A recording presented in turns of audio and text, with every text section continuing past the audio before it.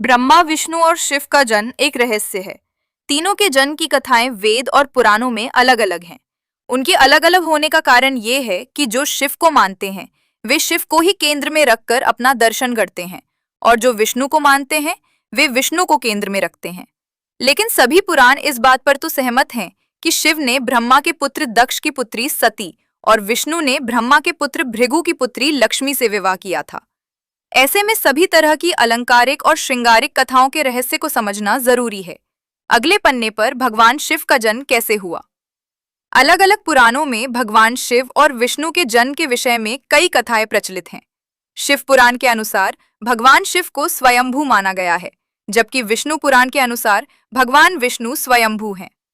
शिव पुराण के अनुसार एक बार जब भगवान शिव अपने टखने पर अमृत मल रहे थे, तब उससे भगवान विष्णु पैदा हुए, जबकि विष्णु पुराण के अनुसार ब्रह्मा भगवान विष्णु की नाभि कमल से पैदा हुए, जबकि शिव भगवान विष्णु के माथे के तेज से उत्पन्न हुए बताए गए हैं। विष्णु पुराण के अनुसार माथे तेज से उत्पन्न होने के कारण ही शिव हमेशा योग मुद्रा में रहते हैं। शिव के जन्म की कहानी हर कोई जानना चाहता है। श्रीमद् भागवत के अनुसार एक बार जब भगवान विष्णु और ब्रह्मा अहंकार से अभिभूत हो स्वयं को श्रेष्ठ बताते हुए लड़ रहे थे, तब एक जलते हुए खंभे जिसका कोई भी ओर छोर ब्रह्मा या विष्णु नहीं समझ पाए से भगवान शिव प्रकट हुए। यदि किसी का बचपन है तो निश्चित ही जन्म भी होगा और अंत भी। विष्णु पुराण में शिव के बाल रूप का वर्णन मिलता है। इसके अनुसार ब्रह्मा को एक बच्चे की जरूरत थी। उन्होंने इसके लिए तपस्या की। तब अचानक उनकी गोद में रोते हुए बालक शिव प्रकट हुए। ब्रह्मा ने बच्चे से रोने का कारण पूछा तो उसने बड़ी मासूमियत से जवाब दिया कि उसका नाम ब्रह्मा नहीं है, इसलिए वह रो रहा है। और भैरव का अंतर। सबसे पहले रुद्र हुए। उन्हीं रुद्र का एक अवतार महेश का है। उन्हीं महेश को महादेव और शंकर कहते हैं। वे शिव अर्थात ब्रह्म के समान होने के कारण शिव कहलाए, हालांकि शिव उनका नाम नहीं है। रुद्रावतार में से एक भैरव है। शिव से भी बढ़कर सदाशिव की महिमा का वर्णन पुराणों में मिलता है। ब्रह्मा, विष्णु और महेश का पिता कौन, जानिए संपूर्ण जानकारी। सदाशिव को ब्रह्मा, विष्णु और महेश आदि का पिता माना गया है। सदाशिव की शक्ति को प्रधान प्रकृति कहा गया है, जो बाद में अंबा नाम से प्रसिद्ध हुई। वह शक्ति अंबिका, पार्वती या सती नहीं कही गई है।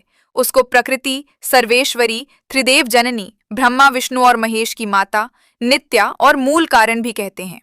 सदाशिव द्वारा प्रकट की गई उस शक्ति की 8 भुजाएं हैं। पराशक्ति जगत जननी, वह देवी नाना प्रकार की गतियों से संपन्न है और अनेक प्रकार के अस्त्र शक्ति धारण करती हैं। पहले शिव थे रुद्र। वैदिक काल के रुद्र और उनके अन्य स्वरूप तथा जीवन दर्शन को पुराणों में विस्तार मिला। वेद जिन्हें रुद्र कहते हैं, पुराण उन्हें शंकर और महेश कहते हैं। वराह काल के पूर्व के कालों में भी शिव थे। उन कालों की शिव की गाथा अलग है। देवों के देव महादेव। देवताओं की दैत्यों से प्रतिस्पर्धा चलती रहती थी। ऐसे में जब भी देवताओं पर घोर संकट आता था तो वे सभी देवाधिदेव महादेव के पास जाते थे।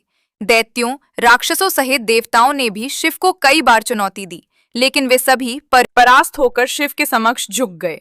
इसीलिए शिव है देवों के देव महादेव। वे दैत्यों, दानवों और भूतों के भी प्रिय भगवान हैं। अगले पन्ने पर जानिए शिव के धर्म और ज्ञान का प्रचार। संपूर्ण धरती पर शिव का ही धर्म प्रचलित है।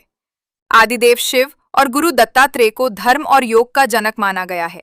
शिव के 7 शिष्यों ने ही शिव के ज्ञान और धर्म को संपूर्ण धरती पर प्रचारित किया। कहते हैं कि शिव ने ज्ञान योग की पहली शिक्षा अपनी पत्नी पार्वती को दी थी। दूसरी शिक्षा जो योग की थी, उन्होंने केदारनाथ में कांति सरोवर के तट पर अपने पहले 7 शिष्यों को दी थी। उन्हें ही सप्तऋषि कहा गया, जिन्होंने योग के अलग अलग आयाम बताए, और ये सभी आयाम योग के 7 मूल स्वरूप हो गए। आज भी योग के ये 7 विशिष्ट स्वरूप मौजूद हैं। इन सप्तऋषियों को विश्व की अलग अलग दिशाओं में भेजा गया, जिससे वे योग के अपने ज्ञान को लोगों तक पहुंचा सकें।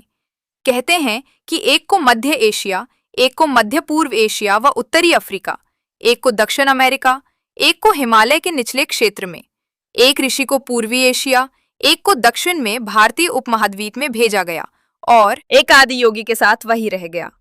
अगर उन इलाकों की संस्कृतियों पर गौर किया जाए तो आज भी इन ऋषियों के योगदान के चिन्ह वहां दिखाई दे जाएंगे। अगले पन्ने पर शिव ने बसाई थी ये धरती। आज से 15 से 20 हजार वर्ष पूर्व वराह काल की शुरुआत में जब देवी देवताओं ने धरती पर कदम रखे थे, तब उस काल में धरती हिमयुग की चपेट में थी। इस दौरान भगवान शंकर ने धरती के केंद्र कैलाश को अपना निवास स्थान बनाया। विष्णु ने समुद्र को और ब्रह्मा ने नदी के किनारे को अपना स्थान बनाया था। पुराण कहते हैं कि जहां पर शिव विराजमान है, उस पर्वत के ठीक नीचे पाताल लोक है, जो भगवान विष्णु का स्थान है। शिव के आसन के ऊपर वायुमंडल के पार क्रमशः स्वर्गलोक और फिर ब्रह्मा जी का स्थान है, जबकि धरती पर कुछ भी नहीं था। इन तीनों से सब कुछ हो गया। वैज्ञानिकों के अनुसार तिब्बत धरती की सबसे प्राचीन भूमि है और पुरातन काल में इसके चारों ओर समुद्र हुआ करता था। फिर जब समुद्र हटा तो अन्य धरती का प्रकटन हुआ और इस तरह धीरे धीरे जीवन भी फैलता गया। सर्वप्रथम शिव ने ही धरती पर जीवन के प्रचार प्रसार का प्रयास किया, इसलिए उन्हें आदि देव भी कहा जाता है। आदिनाथ होने के कारण उनका एक नाम आदिश भी है। इस आदिश शब्द से ही आदेश शब्द बना है। नाथ साधु जब एक दूसरे से मिलते हैं तो कहते हैं आदेश। शिव के अलावा ब्रह्मा और विष्णु ने संपूर्ण धरती पर जीवन की उत्पत्ति और पालन का कार्य किया। सभी ने मिलकर धरती को रहने लायक बनाया और यहाँ देवता, दैत्य, दानव, गंधर्व, यक्ष और